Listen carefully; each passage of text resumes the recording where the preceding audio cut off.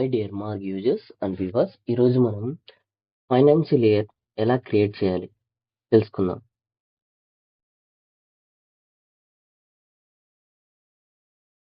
సరే, మనం first of all మనము ఏం చేయాలంటే సాఫ్ట్వేర్లో ఎగ్జిట్ ప్రెస్ చేయండి. మనకు లిస్ట్ ఆఫ్ కంపెనీస్లో మన కంపెనీస్ అని చూపిస్తాయి. ఇక్కడ మనకి కావాల్సినటువంటి కంపెనీ ఏదో మనం వాడే కంపెనీ ఏదైతే ఉంటుందో ఆ కంపెనీ సెలెక్ట్ చేసుకొని ఎంటర్ ప్రెస్ చేసి ఫస్ట్ బ్యాకప్ తీసుకుందాం. బ్యాకప్ ఆఫ్ ఫైనాన్షియల్ ఇయర్ ఉంది కదా, అది తీసుకొని enter enter enter enter enter అంతే, మనం బ్యాకప్ తీసుకున్నాం. ఓకేనా? బ్యాకప్ తీసుకున్న తర్వాత ఫస్ట్ ఆఫ్ ఆల్ ఇప్పుడు నేను చేసే ప్రాసెస్ ఏదైతే ఉందో అది మనము మెయిన్ కంప్యూటర్లో చేయాలి. ఇన్ కేస్ మీరు అడిషనల్ యూజర్ తీసుకొని ఉంటారు, మన సాఫ్ట్వేర్ని 2-3 సిస్టంలో యూజ్ చేస్తూ ఉంటారు.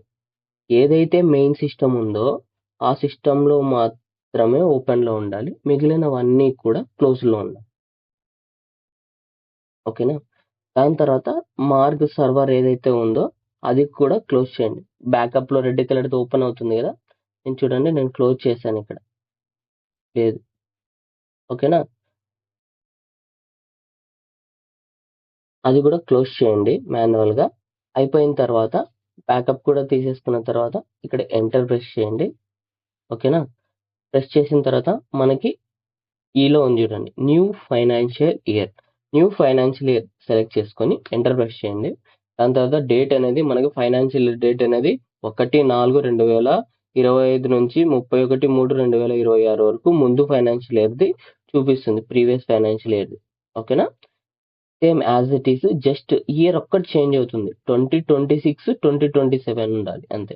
చూడండి, ఏప్రిల్ 1వ తేదీ నుంచి మనకు 31 మార్చ్ 2027. ఓకేనా? అయిపోయిన తర్వాత ఇక్కడ డేట్ ఒకసారి చూసుకోండి. ఈ డేటు యాజ్ ఇట్ ఈస్ ఇలానే ఉండాలి. ఓకేనా? చూసి దాని తర్వాత యాక్సెప్ట్ ప్రెస్ చేయండి. ఇన్ కేస్ మీకు అక్కడ డేట్ ఏమైనా డిఫరెన్స్ ఉందో అనుకోండి, మీరు చేంజ్ చేసుకోండి. ఓకేనా? 31/03/2027కి చేంజ్ చేసుకోండి. ఇన్ కేస్ ఫస్ట్ది ఏమన్నా తేడా ఉంటే మాకు కాల్ చేయండి, మేము చేంజ్ చేసి ఇస్తాం. ఓకేనా? ఓకే. దాని తర్వాత ఇక్కడ మీకు అడుగుతుంది, ఓకే మీరు కరెక్ట్గానే ఎంటర్ చేశారు, ప్రొసీడ్ కావాలా వద్దా అని ప్రెస్ చేయండి.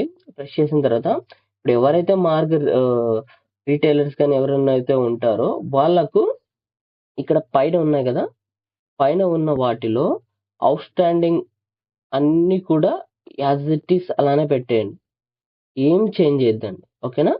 ఇక్కడ మనకు జస్ట్ ఒక్కటి కొంతమంది నాన్ వర్కింగ్ ఐటమ్స్ డిలీట్ చేయాలి అని అనుకుంటూ ఉంటారు. ఓకేనా? అలాంటి టైంలో మీరు ఇక్కడ ఐటమ్ నాన్ వర్కింగ్ ఐటమ్స్ అని ఉంది కదా, అది నో ప్రెస్ చేయండి. అప్పుడు మీకు ఏవైతే మీరు వాడనటువంటి ఐటమ్స్ ఏవైతే ఉన్నాయో అవి డిలీట్ అవుతాయి. కానీ బట్ వన్ కండిషన్ ఏమంటే అది ఖచ్చితంగా స్టాక్ అనేది 0 ఉండాలి. ఓకేనా? అప్పుడు మాత్రమే అవి డిలీట్ అవుతాయి.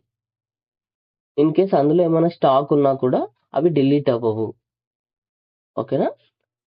సరే, దాని తర్వాత ఎవరైతే హోల్సేలర్స్ ఉన్నారో, ఓకేనా, హోల్సేలర్స్ ఉన్నారో జనరల్గా వాళ్ళు వచ్చేసి అవుట్ స్టాండింగ్ అనేది నో పెట్టేసుకోండి. మనకి ఓచర్ ఎంట్రీస్ ఏవైతే ఉన్నాయో, ఓకే, ఓచర్ ఎంట్రీస్ ఏవైతే ఉన్నాయో అవన్నీ కూడా మనము ఒక 15 days అనేది ఎంట్రీ చేయకూడదు. ఎందుకంటే అక్కడ మనం ఓచర్ ఎంట్రీ చేసేటప్పుడు మనం బిల్లు ఎప్పుడైతే అడ్జస్ట్ చేస్తామో ఓచర్ ఎంట్రీ చేసేటప్పుడు అక్కడ అడ్జస్ట్ చేసి మళ్ళీ ఇక్కడ సేమ్ బిల్ అడ్జస్ట్ చేశారంటే మనకు బ్యాలెన్స్ అనేది అవుట్ స్టాండింగ్ అనేది మిస్ మ్యాచ్ వస్తుంది. ఓకేనా?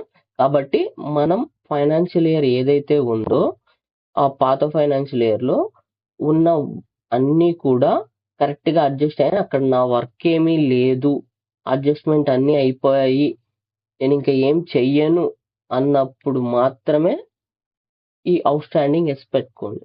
మిగిలిన టైంలో నో పెట్టేసి ఎంటర్ ప్రెస్ చేయండి. నేను పాత ఫైనాన్షియల్ ఇయర్లో నేను ఏమీ చేంజ్ చేయను అన్నప్పుడు మాత్రమే. ఓకేనా? ఇంకా అంత మిగిలినటువన్నీ ఎంటర్ పెట్టేయండి. దాని తర్వాత ఇక్కడ చలాన్ ట్రాన్స్ఫర్ అని ఉంది. చలాన్ ట్రాన్స్ఫర్లో మీరు ఎప్పుడూ కూడా నోనే పెట్టండి. మీరు ఇన్ కేస్ చలాన్ వాడుతూ ఉంటే మీకు పాత ఫైనాన్షియల్ ఇయర్‌లో ఉన్న చలాన్ బిల్స్ ఏవైతే ఎంట్రీ చేసింటారో అవి నాకు ఈ ఫైనాన్షియల్ ఇయర్‌లో కావాలి అంటే యెస్ పెట్టండి. ఇంకొకటి బట్ వన్ కండిషన్ ఏమంటే మనము ఒకసారి చలాన్‌ని ట్రాన్స్‌ఫర్ చేసిన తర్వాత మరీ చలాన్స్ అనేది ట్రాన్స్‌ఫర్ అవ్వవు. ఓన్లీ వన్ టైమ్ మాత్రమే చలాన్స్ అనేది ట్రాన్స్‌ఫర్ అయితాయి. ఓకేనా? దాని తర్వాత ట్రాన్స్‌ఫర్ పెండింగ్ అనేది ఆర్డర్ ఉంటుంది. అది యెస్ పెట్టేసుకున్నాను. అంటే పర్చేజ్ ఆర్డర్ గాని, సేల్ ఆర్డర్ గాని ఏమైనా ఎంట్రీ చేసింటారు కదా! అవన్నీ కూడా ఇక్కడ రిఫ్లెక్ట్ అయితాయి. ఓకే.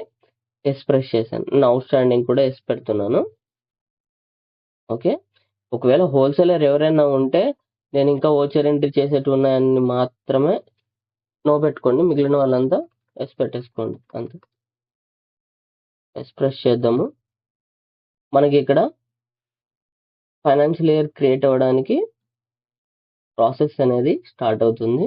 స్టార్ట్ అయిన తర్వాత ఇదంతా అయిపోయిన తర్వాత మీకు ఒక పాపప్ విండో వస్తుంది. హోల్‌సేలర్స్ అంటే మన పాత ఫైనాన్షియల్ ఇయర్‌లో ఏవైతే ఉంటాయో వాటి బ్యాచ్ హిస్టరీ గాని, బిల్ హిస్టరీ గాని కావాలి. ఇక్కడ చూడండి.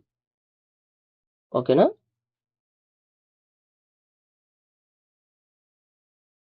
సరే. ఇప్పుడు మనకి కొత్త ఫైనాన్షియల్ ఇయర్ అనేది క్రియేట్ అయింది.